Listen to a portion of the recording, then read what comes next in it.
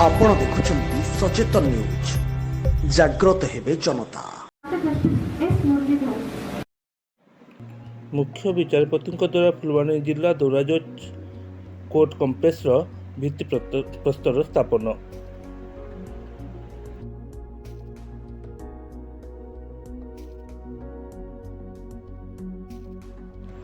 कंधमाल जिलार फुलवाणी स्थित दातपाजुठारे हेबाकु थिबा नूतन जिला दौराजज कोर्ट कम्प्लेक्स भित्तिप्रस्तर स्थापन होईछि।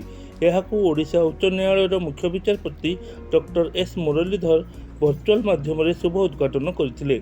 एही शुभ उद्घाटन समय मंचासीन ओडिशा उच्च न्यायालयर मान्यवर जस्टिस एवं बिल्डिंग कमिटी अध्यक्ष डॉक्टर बी आर षडंगी और मान्यवर justice M S Sahoo administrative जज कंधमाल जिला दौराजज सत्यपीर मिश्र फुलवाणी वकिल संघर सभापति भगवान महांती संपादक कमल कुमार बेहरा मंचासीन रही सेवा कार्य को सुचारू रूपे संपादन करथिले। यापर सभापति भगवान महांती खुशी व्यक्त करने संगे संगे अतिथि को हृदय सहित शुभेच्छा जनइथिले। सेहीपरि जिला दौराजज मुख्य अतिथि मानक परिचय प्रदान करने बेले मान्यवर विचारपति एम साहू जिले में हेबाकु थिबा जिला दौराजज कोर्ट कम्प्लेक्स भित्तिप्रस्तर स्थापन उपरे सूचना देइथिले।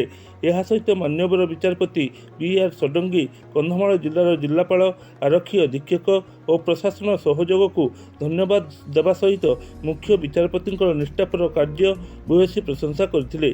पर नूतन भाव में हेबाकु थिबा कोर्ट कम्प्लेक्स एक डॉक्यूमेंटरी चलचित्र उपस्थापन करा जायथिला। एथि सहित जिला वकिल संघ को मध्य साधुवाद जनइथिले। यापर जिला वकिल संघर संपादक कमल बेहरा मान्यवर मुख्य अतिथि और अन्य अतिथि मानक प्रशंसनीय कार्य उत्तम चिंता को प्रशंसा कर धन्यवाद अर्पण करथिले।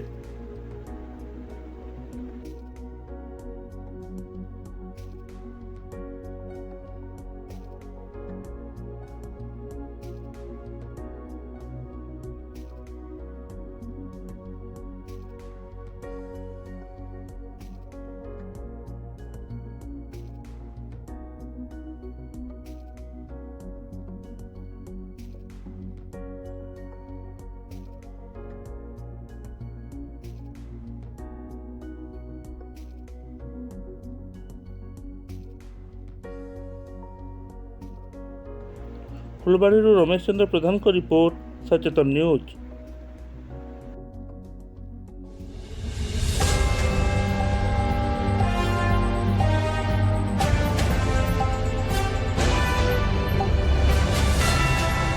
आपण देखुछंती सचेतन न्यूज जागृत हेबे जनता।